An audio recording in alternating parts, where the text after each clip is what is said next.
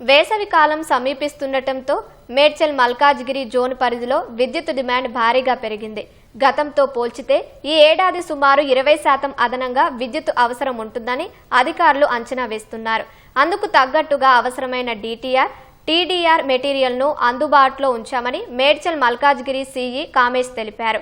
వ్యవసాయం, పరిశ్రమలు, గృహ అవసరాలకు విద్యుత్ వినియోగం పెరుగుతుందంటున్న మేడ్చల్ మల్కాజ్గిరి సిఈ కామేష్తో మా ప్రతినిధి శ్రీపతి శ్రీనివాస్ ముఖాముఖి. వేసవి ప్రారంభం కాకముందే విద్యుత్ వినియోగం భారీగా పెరిగిపోతుంది. డిమాండ్కు తగ్గట్టుగా మేడ్చల్ మల్కాజ్గిరి జోన్లో ఎటువంటి ప్రణాళికలు సిద్ధం చేసుకుంటున్నారు? దీనికి సంబంధించి మరిన్ని వివరాలు మనతో పాటు కామేశ్వర్ ఉన్నారు. సార్, ఈ సమ్మర్ ప్రిపరేషన్ మేడ్చల్ మల్కాజ్గిరిలో ఈ జోన్కు సంబంధించి ఎట్లాంటి ప్రిపరేషన్ చేస్తున్నారు సార్? పోయిన సంవత్సరము మనకి 3000 చిల్లర మెగావాట్స్ నా జోన్లో రికార్డ్ అయిందండి, మన మేడ్చల్ మల్కాజ్గిరి జోన్లో. ఇప్పుడు దాన్ని పట్టుకొని మనకు 20% ఇంక్రీజ్ అయింది. ఇంకా కూడా ఇంక్రీజ్ అయ్యే అవకాశాన్ని కూడా మేము దాదాపు 4000 మెగావాట్స్ కూడా రెడీగా ఉన్నాము. సదాశివపేట 220 kV లెవెల్లో కొంచెం లాస్ట్ ఇయర్ ఇబ్బంది అయింది.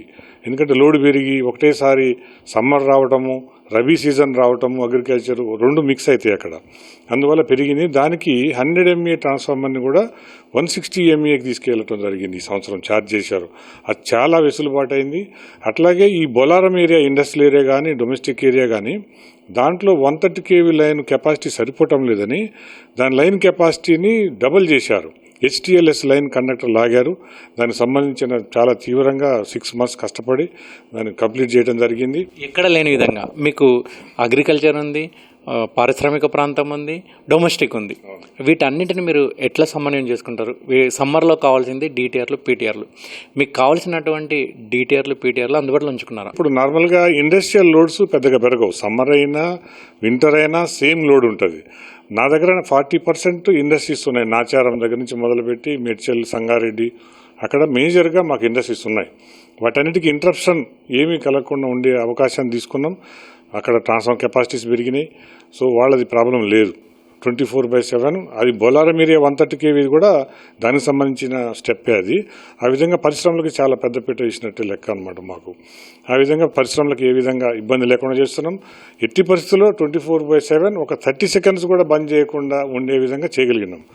అట్లాగే మా దగ్గర డొమెస్టిక్ పార్ట్ కూడా ఎక్కువ ఉంది. మిగతా 30 to 40% పటాన్చెరు ఏరియా కానీ, ఈ మేడ్చల్ మల్కాజ్గిరి డిస్ట్రిక్ట్స్లో కానీ, హబ్సిగూడ ఏరియాస్లో, మౌలాలి వరకు కూడా టోటల్గా డొమెస్టిక్ లోడ్స్ ఉన్నాయి. అది కూడా ఇండివిజువల్ హౌసెస్ ఎక్కువ ఉన్నాయి. ఇప్పుడే గేటెడ్ వస్తున్నాయి, పెద్ద పెద్ద మల్టీ స్టోరీ బిల్డింగ్స్ వస్తున్నాయి అక్కడ. కానీ మేజర్గా ఇండివిజువల్ తోటి ఉన్నాయి. దాంతో సమ్మర్లో ఎఫెక్ట్ కనపడుతుంది, మాకు సడన్గా ఇంక్రీజ్ అవుతుంటుంది. అట్లాగే సంగారెడ్డి డిస్ట్రిక్ట్స్లో, కొంత కీసరాలో అగ్రికల్చర్ ఎక్కువ సరిస్తున్నాయి. మేజర్గా నారాయణఖేడ్ వరకు కూడా, జోగిపేట కానీ, నారాయణఖేడ్ కానీ టోటల్ అగ్రికల్చర్ ఉంటుంది. అది అక్కడ కమర్షియల్ ఉంటుంది, మన రైస్ ఉంటుంది. ఈ రబీ కూడా ఎఫెక్ట్ అవుతుంది మాకు. వీటన్నిటికీ మేము ప్లాన్ చేసుకొని సీఎండీ గారు ఇచ్చిన బడ్జెట్ ప్రకారంగా మేము అగ్రికల్చర్ కూడా అక్కడ కూడా ట్రాన్స్ఫార్మర్లు, సబ్స్టేషన్లు కొత్తగా కట్టాం. ఆందోళన నిన్న టెక్నికల్గా టెస్ట్ చేసుకున్నాం, అది కూడా రెడీ అయిపోయింది. గృహజ్యోతి వచ్చిన తర్వాత ఈ విద్యుత్ చౌర్యం కేసులు అనేటివి తగ్గినట్లు అధికారులు అంటున్నారు. అంటే మీ పరిధిలో, మీ జోన్ పరిధిలో గృహజ్యోతి ప్రభావం ఎట్లా ఉంది సార్? చాలా బాగుందండి గృహజ్యోతి. అది మాకు ఇప్పుడు లాస్ట్ ఇయర్తో కంపేర్ చేస్తే ఒక 38,000 సర్వీసులు డొమెస్టిక్లో ఇంక్రీజ్ అవడం జరిగింది గృహజ్యోతిలోనే.